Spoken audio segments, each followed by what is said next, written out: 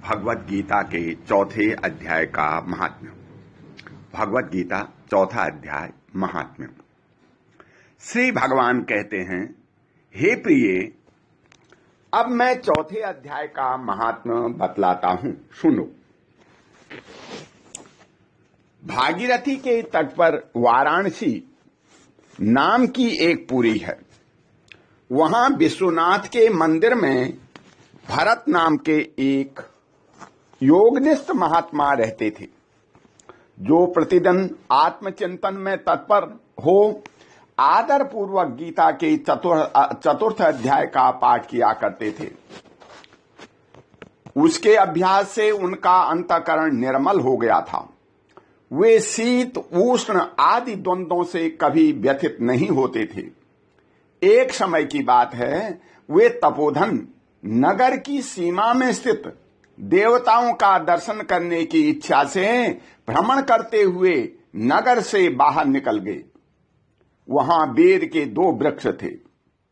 उन्हीं की जड़ में वे विश्राम करने लगे।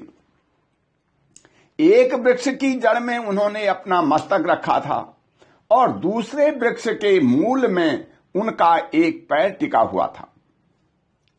थोड़ी देर बाद जब वे तपस्वी चले गए, तब बेर के हुए दोनों वृक्ष 5 ही 6 दिनों में के भीतर सूख गए। इनमें पत्ते और डालियां भी नहीं रह गई। तत्पश्चात वे दोनों वृक्ष कहीं ब्राह्मणों के पवित्र गृह में 2 कन्याओं के रूप में उत्पन्न हुए। वे दोनों कन्याएं जब बढ़कर 7 वर्ष की हो गई, तब एक दिन उन्होंने दूर देश में घूमकर आते हुए भरत मुनि को देखा।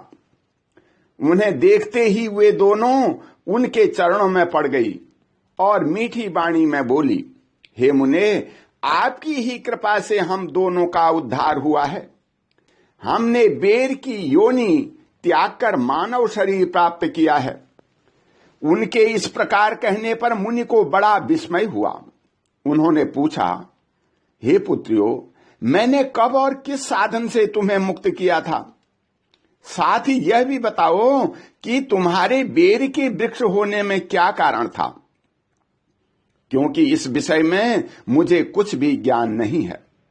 तब वे कन्याएं पहले उन्हें अपने बेर हो जाने का कारण बतलाती हुई बोली, हे मुने, गोदावरी नदी के तट पर छिन्नपात नाम का एक उत्तम तीर्थ है, जो मनुष्यों को पुण्य प्रदान करने वाला है। वह पावनता की चरम सीमा पर पहुंचा हुआ है। उस तीर्थ में सत्यतपा नामक एक तपस्वी बड़ी कठोर तपस्या कर रहे थे। वे ग्रीष्म ऋतु में प्रज्वलित अग्नि के बीच में बैठते थे। वर्षा काल में जल की धाराओं से उनके मस्तक के बाल सदा भीगे ही रहते थे तथा जाड़े के समय जल में निवास करने के कारण उनके शरीर में हमेशा रोगटें खड़े रहते थे। वे बाहर भीतर से सदा शुद्ध रहते थे।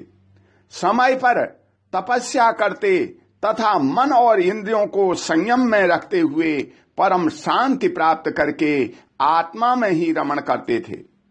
वे अपनी विद्वता के द्वारा जैसा व्याख्यान करते थे, उसे सुनने के लिए साक्षात ब्रह्मा जी भी प्रतिदिन उनके पास उपस्थित होते और प्रश्न करते थे।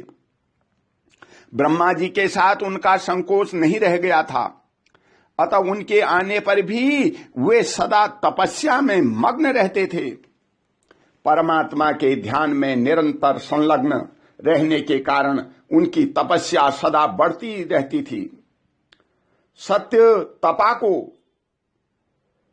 जीवन मुक्त के समान मान करके इंद्र को अपने समृद्धिशाली पथ के संबंध में कुछ भय हुआ। तब उन्होंने उनकी तपस्या में सैकड़ों विघ्न डालने आरंभ कर दिए।